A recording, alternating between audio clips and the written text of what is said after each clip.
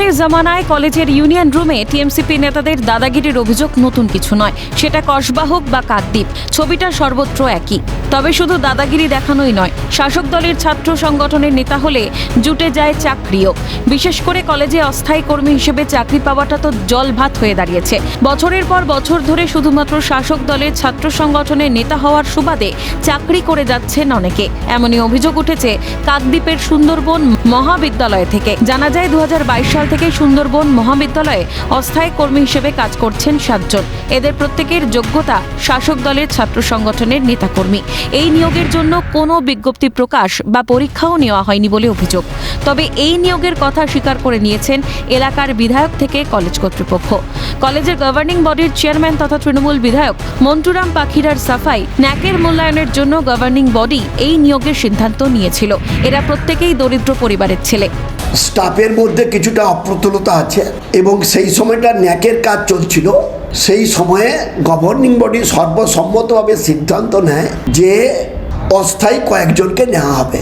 সেইভাবে অস্থায়ী কয়েকজনকে নেওয়া হয়েছে এবং তারা দরিদ্র পরিবারের ছেলে। তারা গভর্নিং বডির প্রোগ্রাম এরপর রেজলিউশনের পর আবেদন করে। আবেদনের ভিত্তিতে প্রিন্সিপাল তিনি এ ব্যাপারে অস্থায়ী কর্মচারী হিসাবে জীবীর সিদ্ধান্ত নিয়েছেন। প্রসঙ্গত, এই নিয়োগের বিরোধিতা করায় 2023 সালের কলেজের প্রাক্তন ছাত্র তথা এভিভিপি নেতা নিপুণ দাসকে ব্যাপক মারধর করা হয়েছিল বলে অভিযোগ ওঠে। সেই সময় কাকদ্বীপ থানায় লিখিত অভিযোগ দায়ের করেন নিপুণ, কিন্তু কলেজ কর্তৃপক্ষ সিসি ক্যামেরার ফুটেজ না দেওয়ায় পুলিশের তদন্ত এগোয়নি বলে অভিযোগ।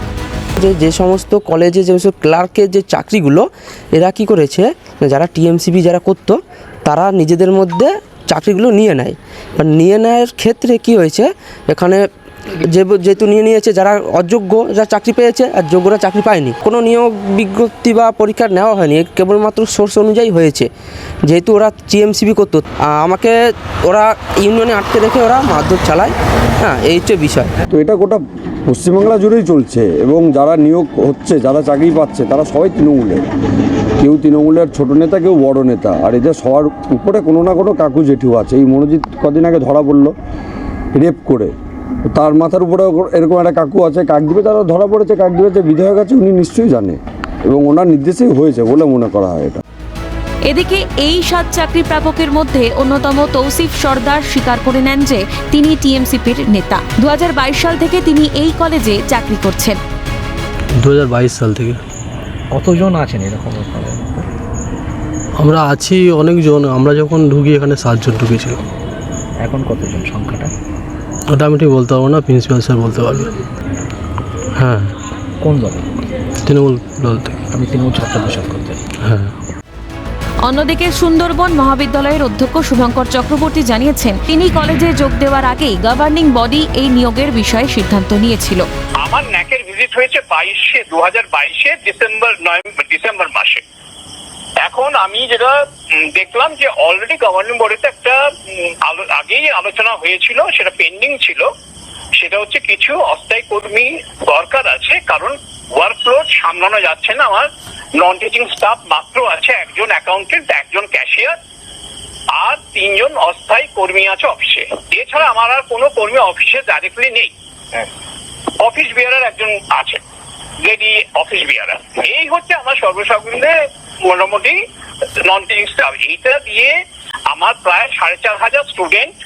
তো এটা সামলানো বাস্তবে অসম্ভব। তো সেই জন্য আমি জয়েন করার আগে এই গভর্নিং বডি একটা সিদ্ধান্ত নিয়েছিল যে কিছু আমরা ক্যাজুয়াল স্টাফ নেব। সুন্দরবন মহাবিদ্যালয়ের এই অস্থায়ী কর্মী নিয়োগ নিয়ে উঠছে একাধিক প্রশ্ন। এই নিয়োগের পিছনে কি কারো হাত ছিল? শাসক দলের ছাত্র সংগঠন করলেই কি মেলে কলেজের চাকরি? প্রশ্ন ওয়াকিবহাল মহলে। সৈকত ঘোষের রিপোর্ট, ক্যালকাটা নিউজ।